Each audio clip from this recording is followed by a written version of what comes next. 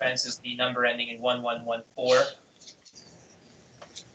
On Okay. the calling in, and Jason still has yet to text me back, so I will keep you posted as soon as he's able to join, or if I see his number pop up. Thank you, Bryce. That sounds good. Okay, and I see Pete joined. And just to confirm, Desiree, are you staffing this one? It looks like the recording is on. Yes, ma'am, and the recording is on. Perfect, thanks. So I will now call to order this work session of the Anchorage Assembly on the Houseless Lived Experience Advisory Board appointments. Welcome, everyone. It is AM 712-2021. It's Thursday, December 9, 2021.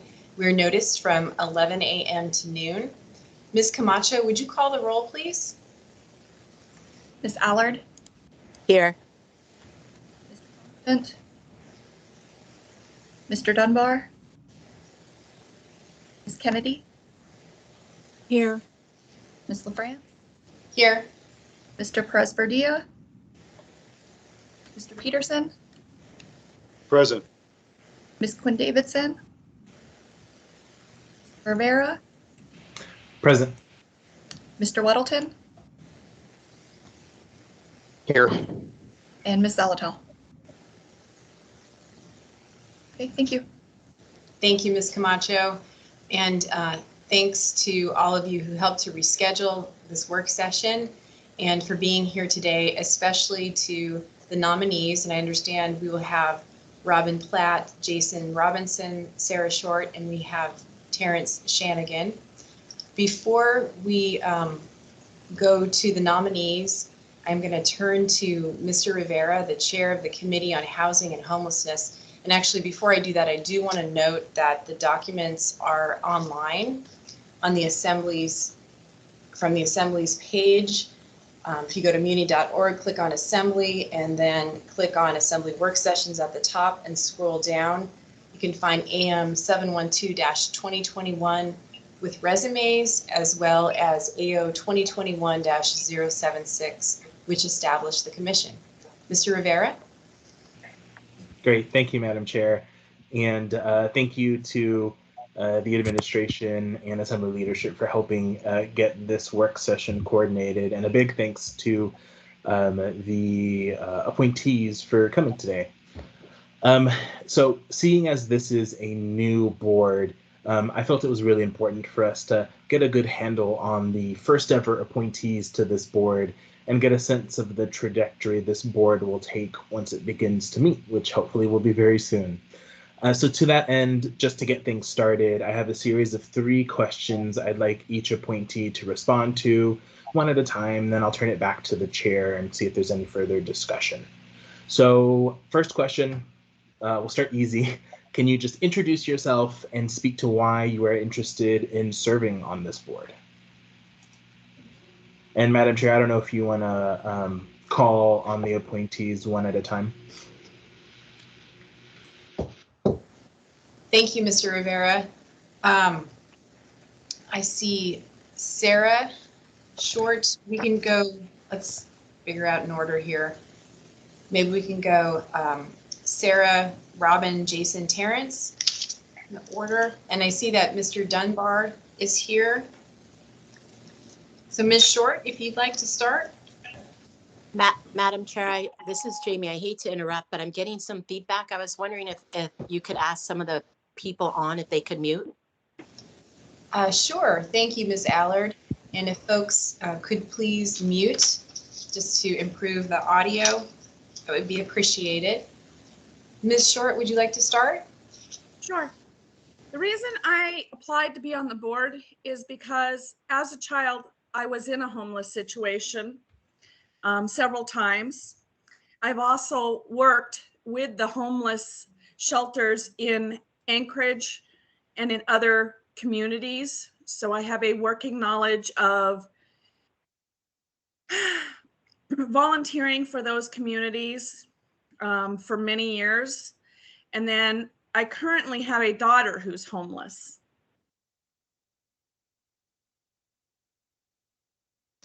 Thank you, Ms. Short. We'll go next to Robin Platt.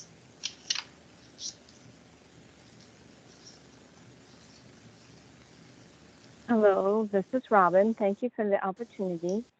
I wanted to be on the board for some of those similar reasons, but I have worked in a shelter for victims of domestic violence and sexual assault. I was there for about 6 years, and I have some personal experience in that area, as well as working with homeless folks and people with dual diagnosis. So there's many reasons for that, but basically I feel like maybe I can bring something to the table that will improve the situation for people in the future. Thank you, Ms. Platt. We'll go next to Jason Robinson. Yes, this is Jason. Can you guys hear me? Yes, thank you. Thank you. Yeah, so I wanted to join the board because I've worked with the homeless population on Anchorage's First Act team through Choices, and then also with South Central Foundation on their ICM program. I was a clinical supervisor at South Central when launching the intensive case management program, and with like about 5 years working with that population and understanding the needs of that population, understanding the diversity of that population. And then to add to that, my personal story, like my mom, brother, and I were homeless for a little while growing up, and I understand the trials and the difficulty of for some of those individuals trying to, we try to provide them with services at times, but sometimes the bureaucracy of those services are make it so much more difficult. And I think that my professional and personal experience could be a benefit to helping treat those individuals with dignity and transition them from homelessness to housed. Thank you. Thank you, Mr. Robinson. And then we'll go to Terrence Shanigan. Thank you. Thank you. About 20 years ago, I experienced a transitional period coming back to Alaska after being outside, having gone to school. And I found myself without a place to land, and I ended up living in a tent in Centennial Park over in Muldoon. And I upgraded from that situation after about 3 months and began couch surfing and experiencing that as well through Anchorage. And so on a personal level, I saw some of the things and experienced things that I wish I hadn't in that. But I also have a lot of family that, being Alaska Native family, we've got a lot of people living on the streets right here in Anchorage and other cities in Alaska. Lost several to substance abuse and to the elements right here in town. And so from that perspective, I felt like I really wanted to get involved and try to figure out how to help in these transitional situations and help people that may be on the edge, and maybe there's a way to keep them, push them back and provide them support. And also coming from a law enforcement career, I often investigated crimes that were taking place among the population and found myself working in and out of some of the support network facilities here in town. And I knew that it just wasn't what I wanted to see for a beautiful city. So my interest kind of came around. My initial interest was reaching out to multiple administrations in the city to get involved. And over the last, since 2012, I've been walking the streets of Anchorage, communicating and trying to work with the homeless and focusing on suicide prevention, really looking at the Alaska Native community in particular, because that was something that I was most familiar with. And so I think that just from those angles, I felt like I brought that to the table to maybe provide some insight. Thank you, Mr. Shanigan. Back to you, Mr. Rivera. Thank you, Madam Chair. So my second question to all of the appointees, and you partly addressed this in your introductions, and I appreciate that. So this board was intentionally created to ensure a broad representation of those experiencing homelessness because we know, and you all know from what I just heard, that there is not a single experience of homelessness, but countless journeys to and from homelessness. So can you, to the degree that you're comfortable, speak to your experience in and out of homelessness and how you fit into the various categories highlighted in the originating ordinance? For those who don't remember, I'll just quickly read the categories in the originating ordinance.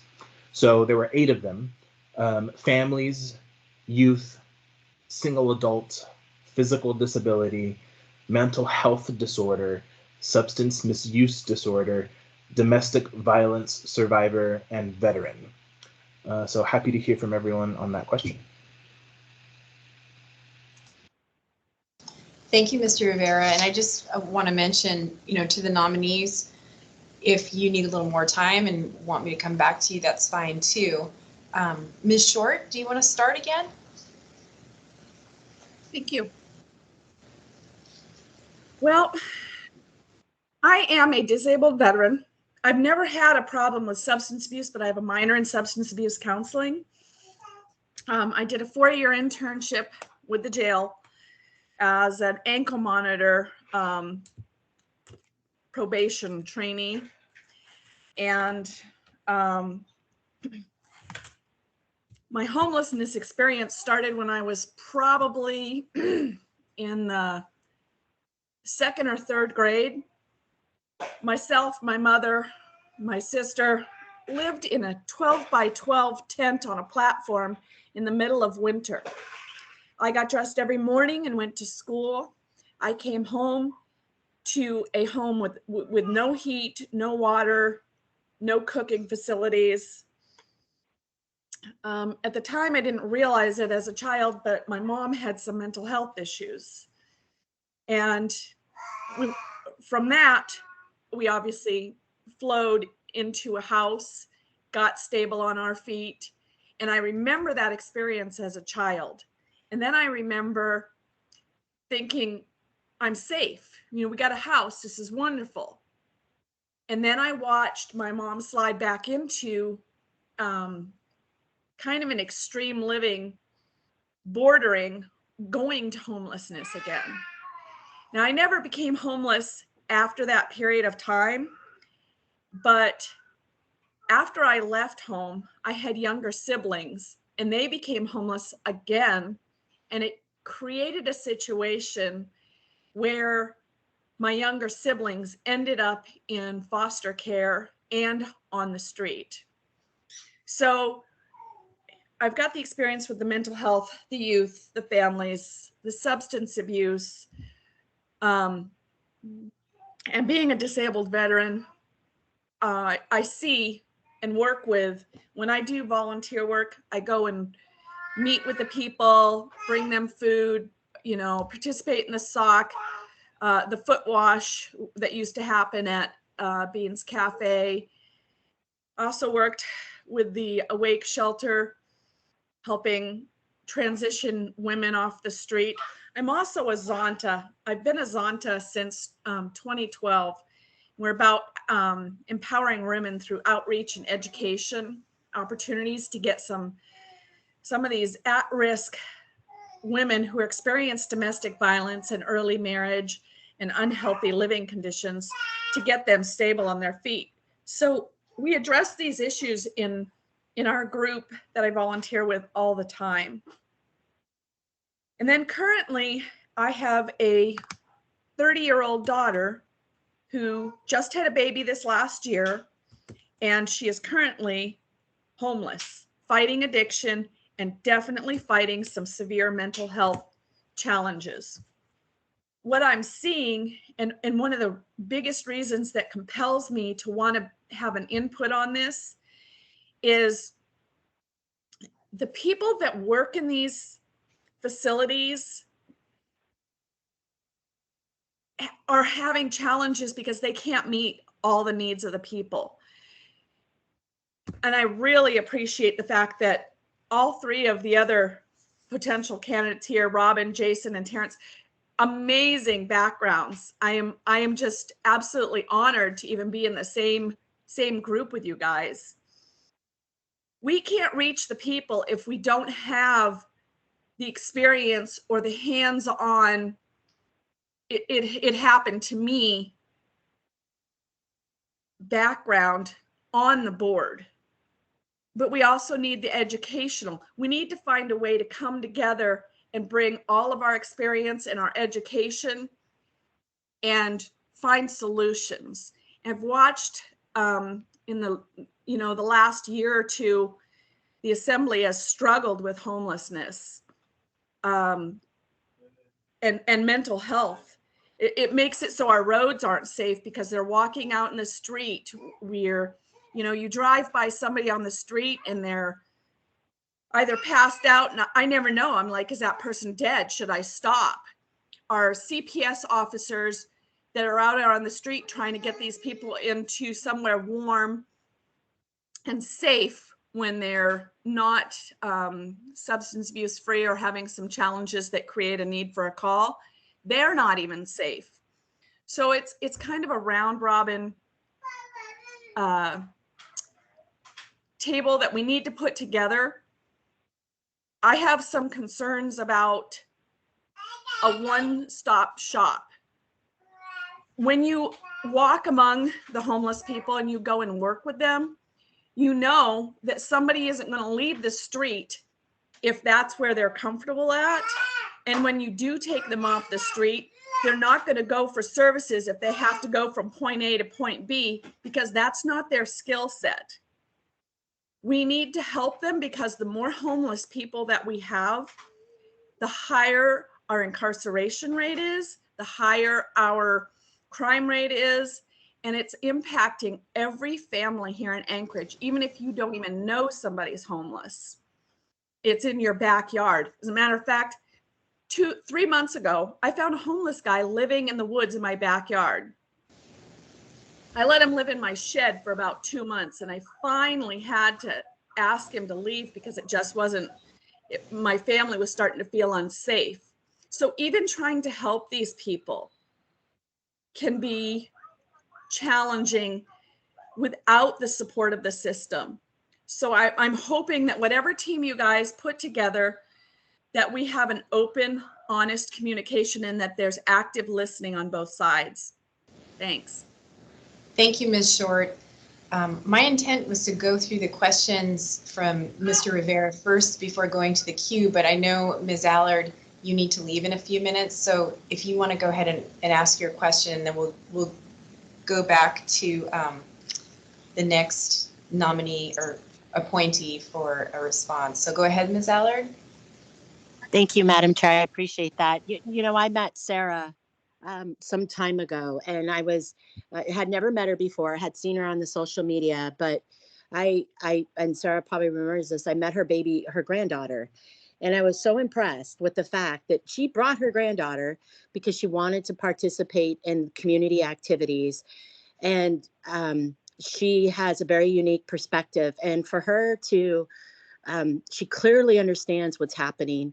She clearly understands what's going on in her own personal life. And when I say her grandbaby, Sarah, can you tell us how that's a baby? How old's your baby granddaughter? My granddaughter is 10 months, and okay, I've had her since she's 4 days old. And this is a result. So I just want.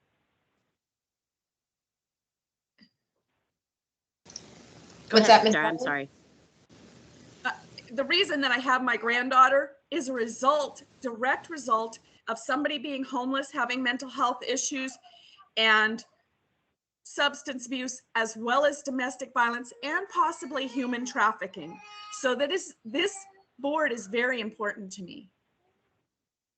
Thank you, Madam Chair. And that's why I wanted to hit on that point with Sarah, because she's actually experiencing it right now with her daughter being absent from her grandbaby's life and the relevance that it all has to do. Thank you so much, Sarah. I didn't mean to put you on the spot, but this is a very personal board. Okay, it's very personal board, and this is, I believe everybody is in agreement how important it is. So thank you for doing that. Thank you, Madam Chair. I'm going to go ahead and sign off right now. Thank you. Thank you, Ms. Allard, and thank you, Ms. Short. I just want to note too that the third question that Mr. Rivera will be posing will have to do with ideas that the appointees have. So you can know that that one will be coming up as a third question. So I'll go to Ms. Platt next. Thank you so much. Sarah said a lot. Sarah knows part of my story. It would seem, no, but we've walked and followed in some of the same footsteps, it appears. I have experience as, I guess we could start with being raised by an addict. Although my dad was functioning, he was a functional addict. And then it got, sometimes history repeats itself. And so then as a young adult, more of that was going on. Then after a number of years in a stable home and relationship, one day I found that I was no longer able to stay in a stable home or relationship. And I have a child, an adult child now, that experiences a disability, and the fear of being on the street with that child and my other children was just horrendous. Lived in the car for a while. Then we were able to get into a shelter, but even the shelter was scary. And but there was a way. They made a way. They made a way to help me and my children maintain some sort of semblance of family, and I felt secure that nobody inside or outside of the shelter would hurt us. We had been physically hurt already and didn't want to be hurt anymore.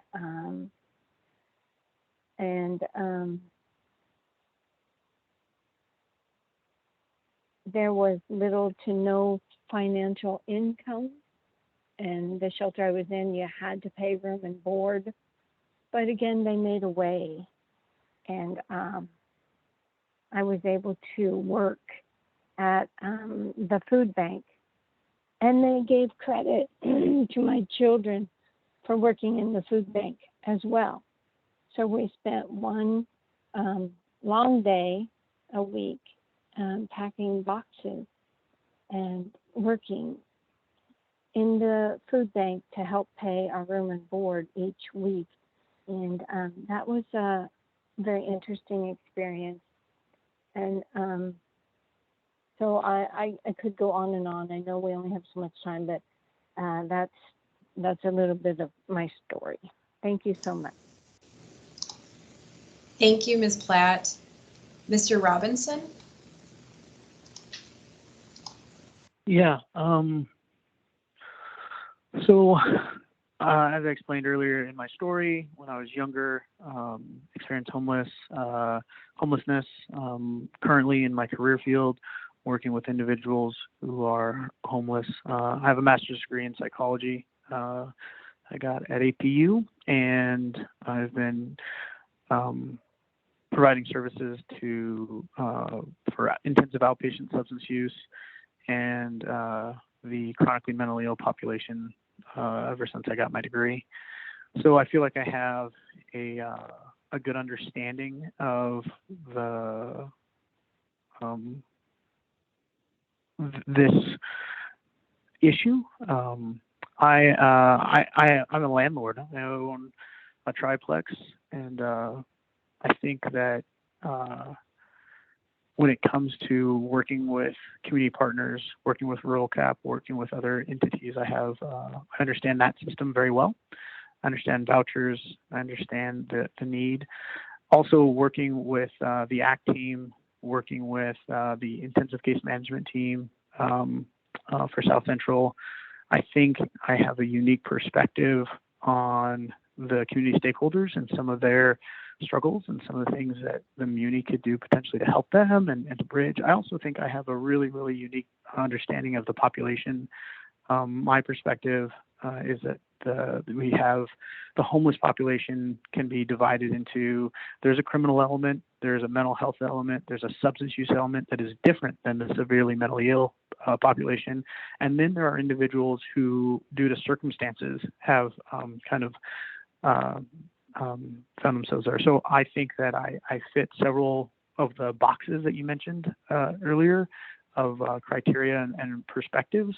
But I also think I bring another layer of understanding to the issue. Thank you. Thank you, Mr. Robinson. Mr. Shanigan? Hi. I shared a little bit about the transition, although in my family growing up, I first started to see it among my family members who were struggling on the streets, and we were always either finding them living in our home or us trying to find ways to support them as they went and experienced just struggles. And sometimes they were far away, places like Fairbanks, Juneau. And the thing that was always consistent when those occurred is I was always more familiar with it within our culture, and I always knew it was a family that had a tough time transitioning as they moved to the city or ended up here. And sometimes it was family that was arrested, charged with a crime, found themselves in the correction system, and then ended up being pushed out of the system or serving time, and then they end up in an urban area that's completely opposite from their home domicile, and they just don't have any support networks, no people they know, and you get pulled into something that you never expected.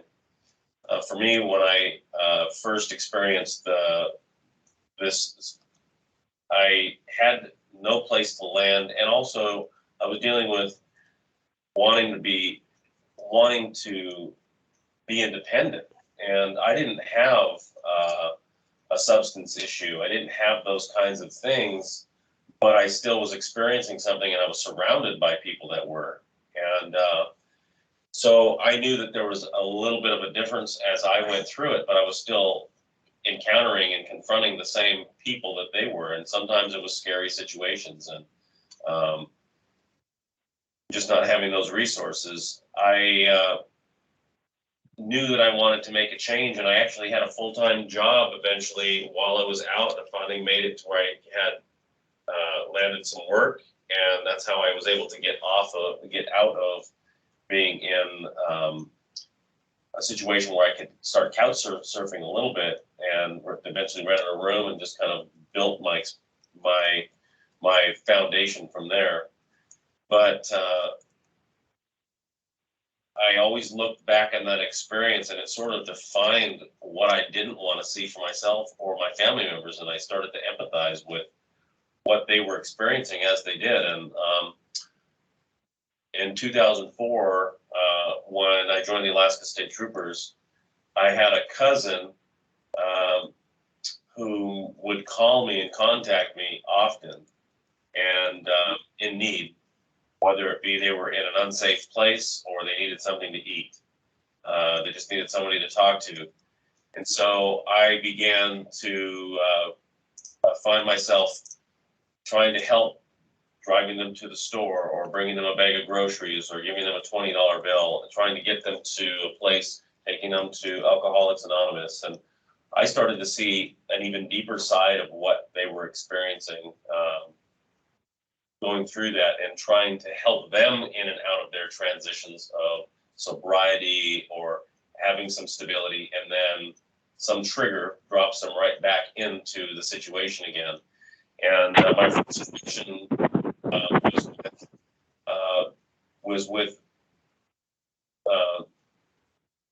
knowing that there were so many people trying to do something about it, yet I didn't see progress being made in doing something about it. And it wasn't that we had more people starting to experience it, although I started to see an increase in the number of people that were experiencing the houseless situation.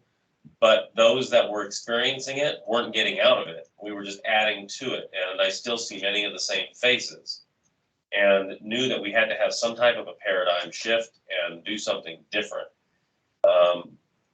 So, you know, I kind of have seen that happen, and I currently live downtown in Anchorage, and every day I'm confronted with these images of people all around where I live.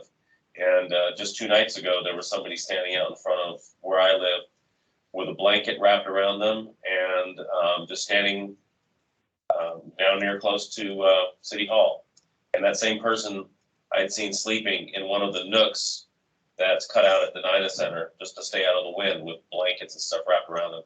And stopping and talking to them in those situations, I still have that need to do that. You learn that they're afraid to go to some of these shelters and the places where we've created these hubs because they fear that that's more dangerous than the elements. And I do remember and relate to that because I felt like it was too dangerous for me to go to some place that was an establishment because of the people that were there, and I didn't identify with them. And I know what some of these individuals feel like. And maybe through this advisory board, we can provide some insight and maybe take some different angles or approach and provide some ideas that can help the individuals like I was, where I was on the edge and I could have easily gone one way or the other. Thank you, Mr. Shanigan, and thanks to the 4 of you for your willingness to share your stories. We'll go back to Mr. Rivera for your final question. Yeah, thank you, Madam Chair. Before I get to that final question, I just really want to appreciate everyone for being so honest and vulnerable and letting us into your personal story. So, final question. So as I stated earlier, this is a new board, and so the first members of this board are going to set the tone for the future work that's going to be done.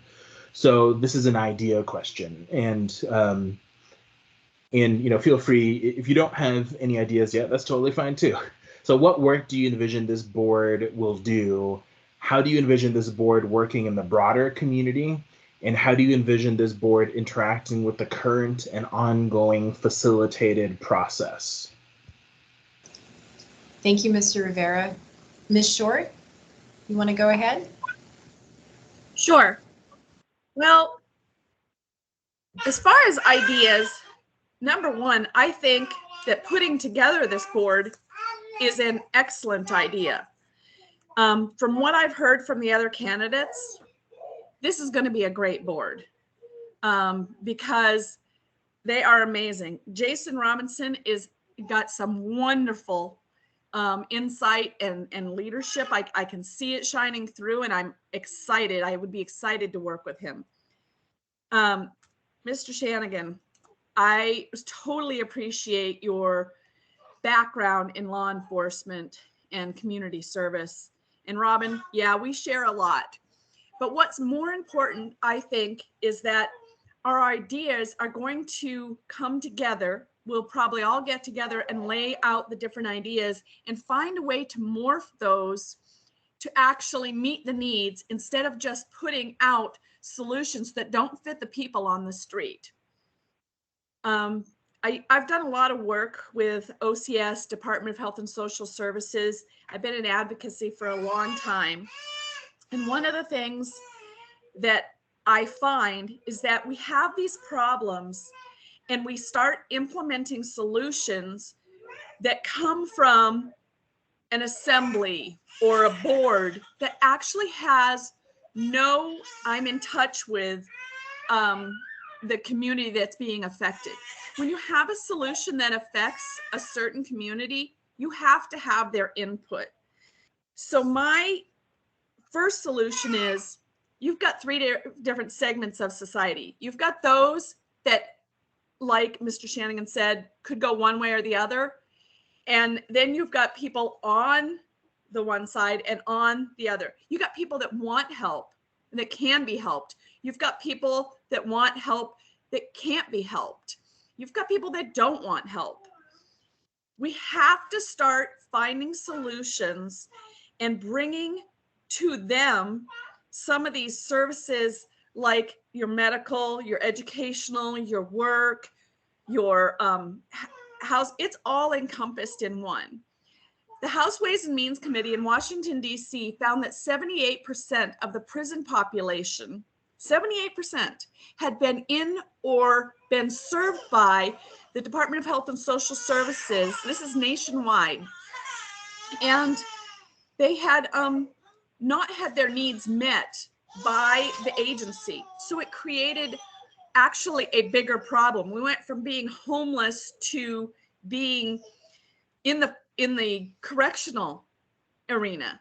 And that's not where we want to push these people. We can actually decrease our homelessness by finding the segment of society that actually does want help and can be helped, eliminating those problems first, and then getting to the other problems that's going to take a little bit more time. I would see that we would start maybe one of the suggestions that I have might sound silly, but a mobile unit, because homelessness doesn't occur on the corner of 4th and,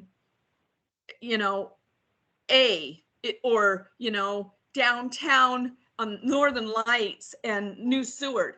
Homelessness is everywhere. It's in your backyard. There's even homeless people that have migrated toward the hillside. So there are camps everywhere. If we start reaching out to them, the people that we're able to help will decrease the number of people that are actually homeless. So we need to go to them. They are not, if all of them were willing to come in, our problem wouldn't be so bad. And the other thing that is impacting our homelessness issue right now is our town is overrun with drugs. And being homeless increases the drug use because they don't have anything to do. They don't have any way to stay warm, and they're easily victimized, which again increases crime. And then it increases children who don't have parents. So I guess my suggestion would be the one that's near and dear to my heart is to get a mobile unit and get them out there with some sort of services so that we can actually start helping those people in the field. We also need to have the one-stop shop like we used to have over there in Muldoon. We really need to have a couple of those. You can't just have them in one spot because it's not going to touch enough people. Thank you, Ms. Short. And I'm going to hold on going through the queue. Hopefully we'll have time for questions from members. It's about 11:40, and we'll hear from the next 3 appointees, and then I'll go through the queue. So next, Ms. Platt.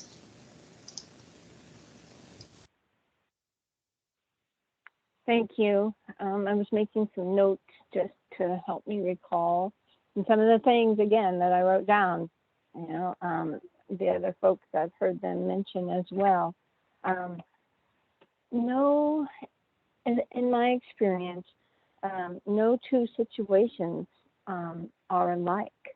So no two answers are going to be exactly alike.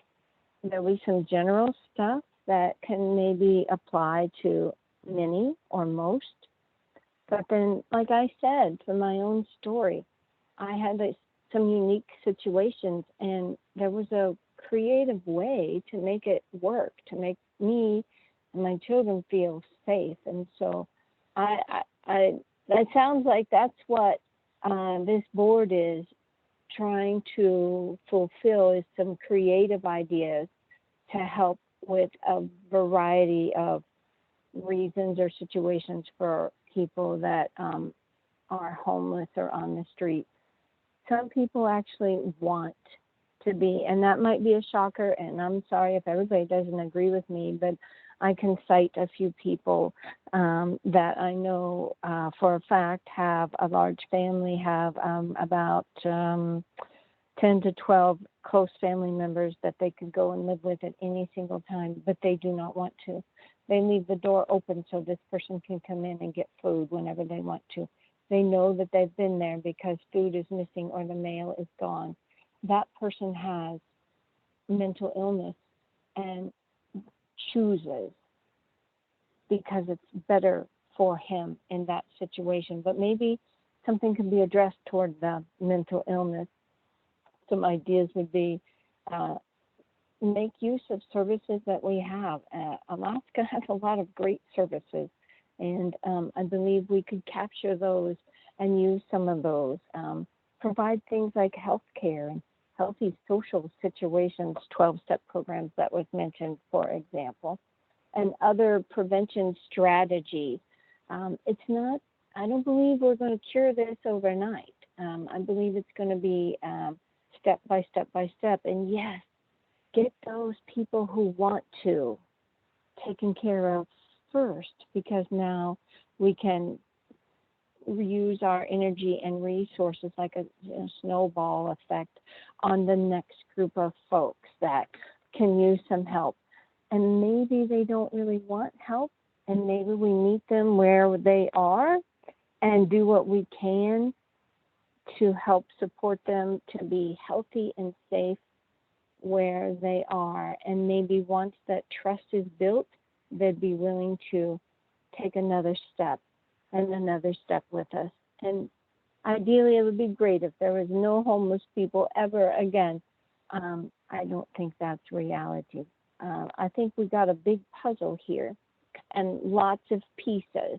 And I don't have all of the pieces, and but together as a group, I believe we can come up with all of the pieces and just find out why people are there and how we can support them and give them encouragement and give them some tools to help pull themselves out if that's what they want to do.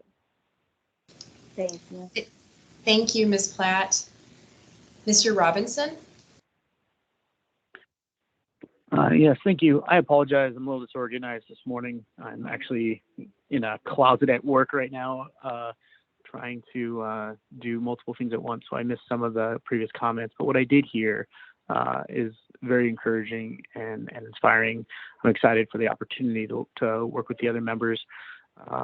And to address the question directly, my experience has been that we rolled out an ACT team. ACT is a great model.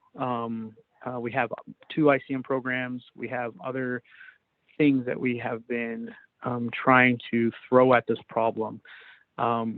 We have looked at coordinated entry. We've looked at,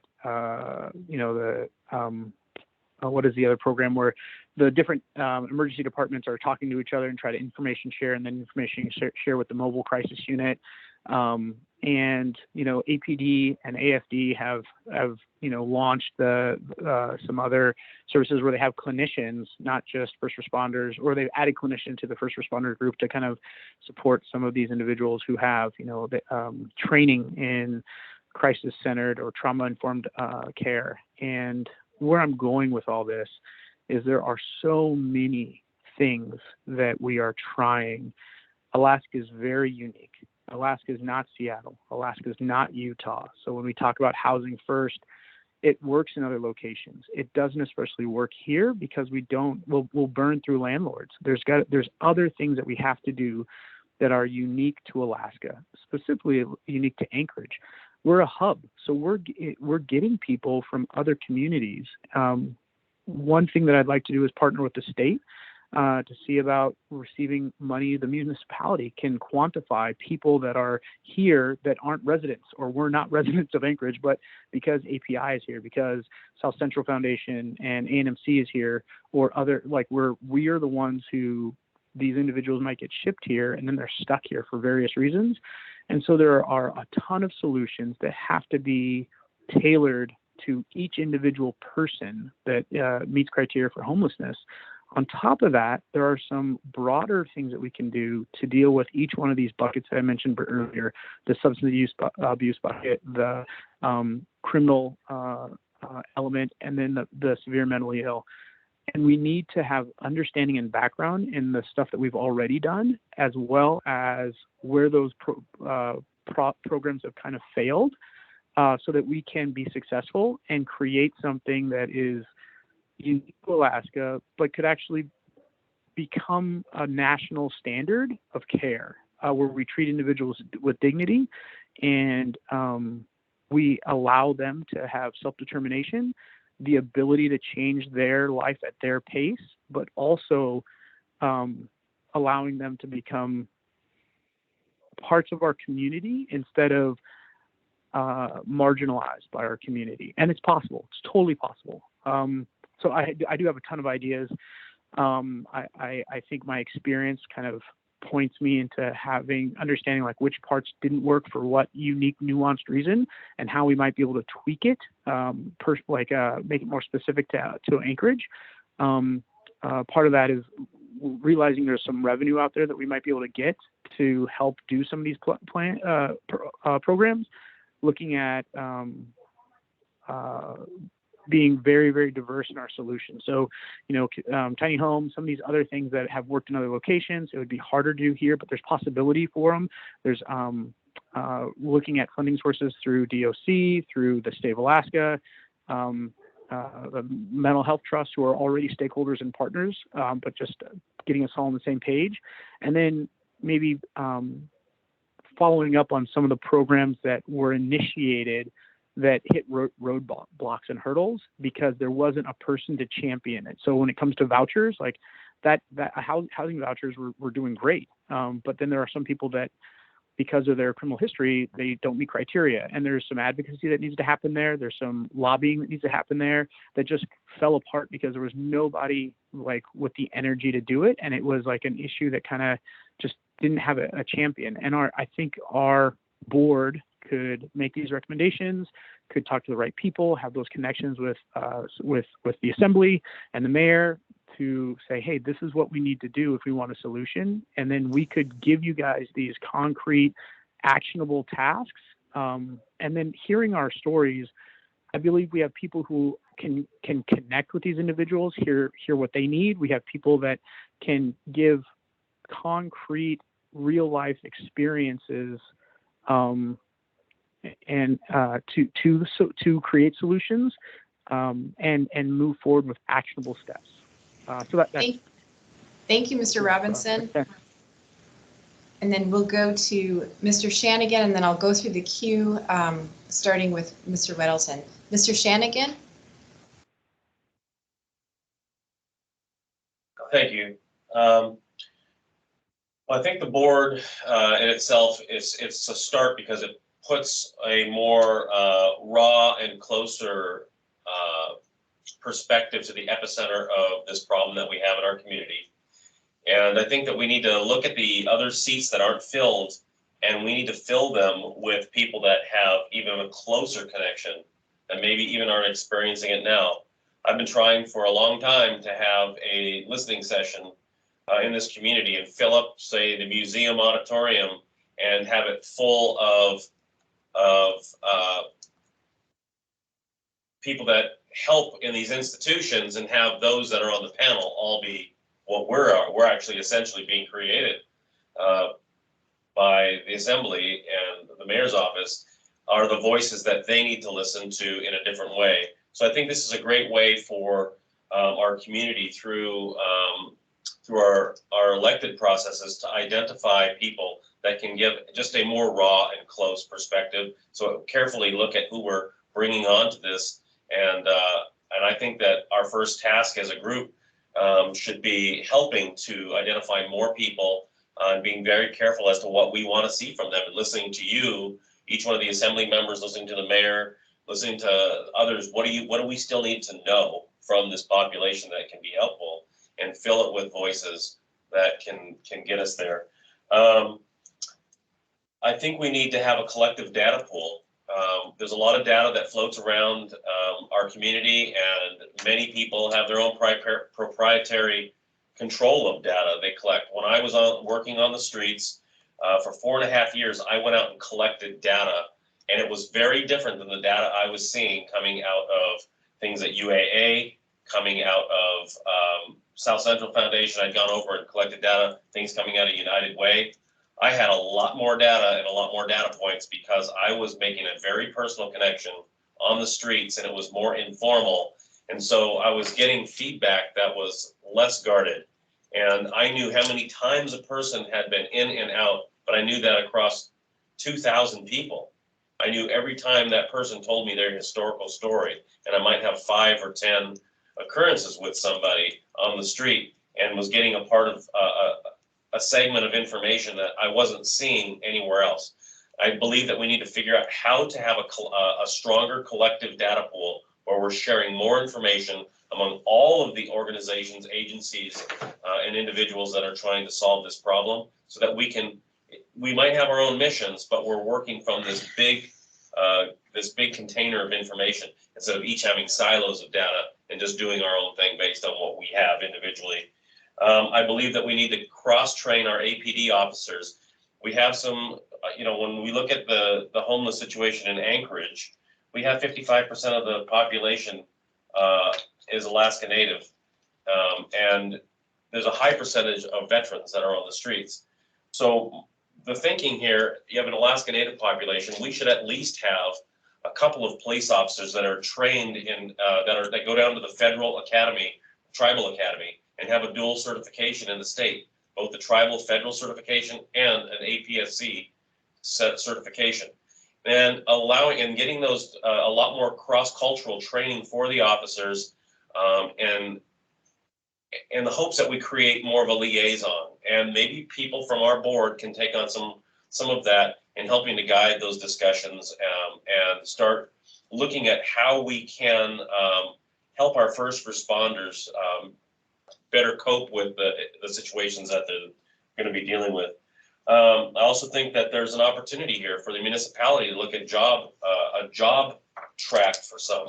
Not everybody's going to be employable right away, but we have a lot of seasonal work that's done beautifying downtown Anchorage.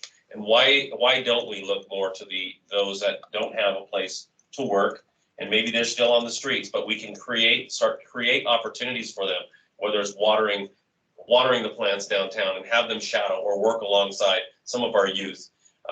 As long as those situations are safe and we study that, we can create some of these opportunities and start to create some ownership of the city that they live in too. And I did a lot of night patrols. I spent countless hours in the winter, every winter, hundreds and hundreds, going through the streets of downtown with a dog sled and a dog. And I saw so much. People hide from our community patrols because they're seen as an authority figure, but they would come out of the dark to see me. And I would oftentimes have something warm to drink, maybe a little bag of cookies, gloves or a hat that was donated to me. And I was able to give those things out, just trying to comfort them. But we need to be looking more at trying to change our patterns on how we are looking for and how we're trying to capture some of the folks that are in those vulnerable situations. And then I think that there's one person I see that we had at the assembly meeting the other night, Christian Harrison, who was speaking and has an interest in we need to get more of those voices and people that have emerged, or maybe they're still in that environment. We need to get them closer to this group and allow this group to give more close information to the assembly, to the mayor, and say, look, as you're working through how you make decisions, let's bring people that have a lot to add. And so that's kind of where I would look at some ideas. Thank you, Mr. Shanigan. Mr. Weddleton. Yeah, I really appreciate this conversation because it's the kind of stuff that we're looking for. I've been involved with the kind of setting that path for the exit from mass care, and I would really look to this committee for a reality check on that. And a lot of what we've heard here is that's I think what the proposed members are looking forward to doing. And also, I think we're looking at 5 of 9 members here, because I think my initial thought was we're going to have people who are actually on the street homeless right now, but we have room for that. And I think starting this off, we've got people who at a level where you can function, you're used to being in meetings and so on, and keep things rolling well in those committees. So this is actually really a good conversation. I appreciate it. But I wonder, so, reality check of our proposal for exit from mass care. So with a few moments, maybe we don't really have time, but have you been, to any of the candidates here, been to the Sullivan Arena, and what's good and what's bad there? And what do we have, 3 minutes for that? So, but maybe some insights. Thanks. Thanks, Mr. Weddleton, and we can run a few minutes over. Would one of the appointees want to take that on first?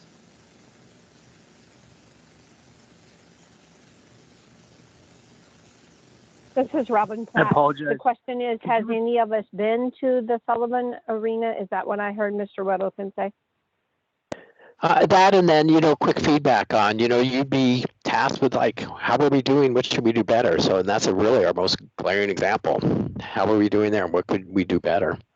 Thanks. Well, I can say it real briefly. I have not gone to the Sullivan Arena recently. I have not looked to see what's going on over there. Thank you. This is Jason Robinson. I've been to the Sullivan Arena multiple times, and I want to say kudos to the entities that have been tasked with operating the largest homeless shelter in the nation. There's definitely some room for improvement when it comes to care coordination, but given when it comes to safety and some of those other basic needs, I would think of Maslow's hierarchy, right? Like those are being addressed, but there are some opportunities there for improvement for sure. That being said, that was a very large task undertaking that they've taken on, and I think the step down and transition from there is one area. I think case management, and we're going to need a shelter forever because there are individuals who might find themselves struggling, and as many programs as we might be able to set up, we'll still need something for that emergent situation, and for individuals who are choosing to be homeless. Like that's a reality as well, and we need to meet those individuals where they're at. So, but I don't think we would need the size of the Sullivan Arena moving forward. And your question was, has anyone been there? And I have been there. Yes.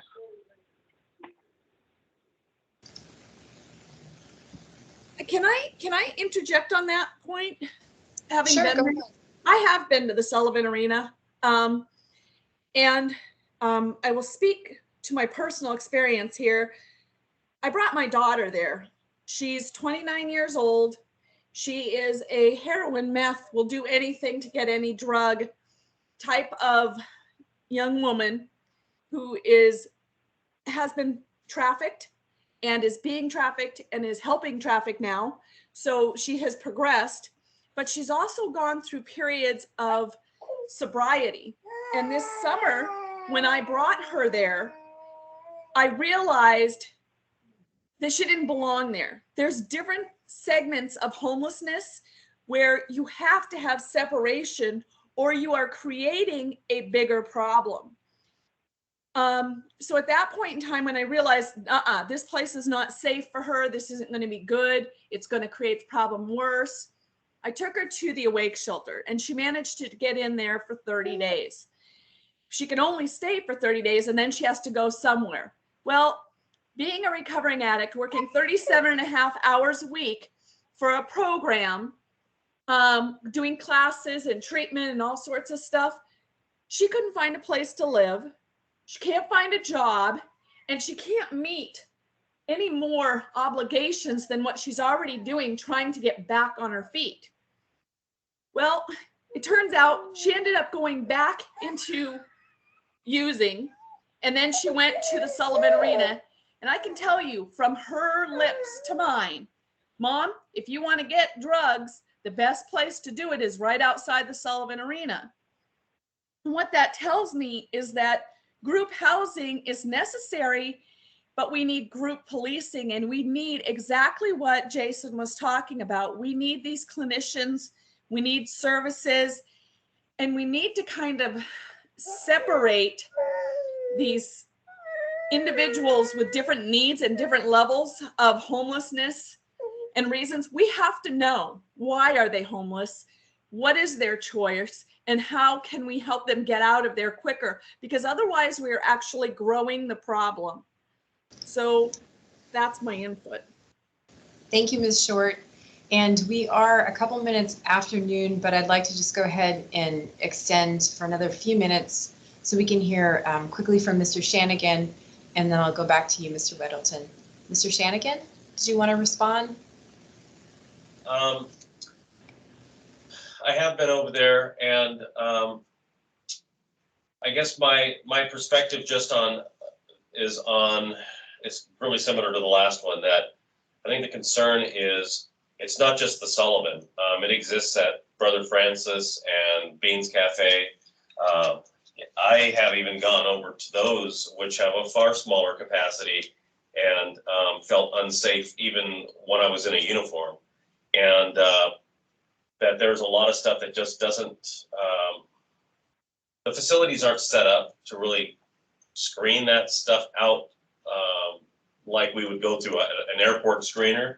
We don't screen that stuff out so it exists. And I think that the closer, just like classrooms in a school, anytime you have really large classrooms, where you have a lot of kids in it, the teacher has less personalized instruction time with individual students, especially those that have greater need. And I think anytime we go into a facility where we make it larger or have more people that are going to consume that service, we lose the personalized touch and we have less available resources for those that have particular acute needs. And I think Mr. Robinson probably has the best angle on this and understands it. But as we get larger, I think there's that fear that we lose some of that, and we have a lower capacity to be able to troubleshoot some of those areas. So anytime we can start to find out how, if we're going to create a capacity, how we don't lose those that acute capability to handle certain things, that's always going to be a concern from me. And you know, we have one thing that really drives us differently than many locations around the country, and it is that we have cold weather, and we have to have some place, and it's hard. We don't have the facilities. We have some large ones, and then what do we do? So I think we either have to redefine the model of size and how we deal with that, and set a direction with what we have as our tools locally, and not make it be, I guess, a limiting factor for our success. Just say, okay, we can't build size like somebody else would build size. We have to build size knowing that this is our model, this is our condition, and how do we make it different than everybody else? But specific to that, I guess my answer is it can be problematic if we don't look at it from that perspective. Thank you, Mr. Shanigan. Mr. Weddleton, did you have any follow-up? No, that's good. And on Mr. Shanigan's point too on the data, you know, that is really important. I mean, it's so hard to get proper data, and it's and we really need that. So I think we'll continue to make progress on that. But appreciate you making that point. Thanks. Thank you, Mr. Weddleton. We do have several systems in place for that data collection. One of the issues is getting all the stakeholders in the community to use it, because that is very difficult. It's costly. Like, there are some of these hurdles. These have been so many amazing suggestions by this panel so far, and I think really what I'm excited about is we potentially could be the hub operationally, that these different spokes of the wheel that have been there, that have kind of broken, can be reconnected to, revitalized, and utilized, knowing what we know now compared to what we knew when we started them. Are you guys familiar with the EDIE system that was implemented a couple of years ago? I'm asking the assembly that. Well, and Mr. Robinson, as much as I hate to cut short this fantastic conversation, we are a bit past our time. But I think that what this shows is we need to have more conversations. And unfortunately, we're not going to be able to address the question you're bringing up now, but I am sure there will be opportunity for future discussion. I know there are other members of the assembly who had questions and wanted to talk more with all of you. But at this point, I just want to thank everyone for being here, especially the appointees. Thank you for sharing your stories and ideas, and thank you for your willingness to serve the community.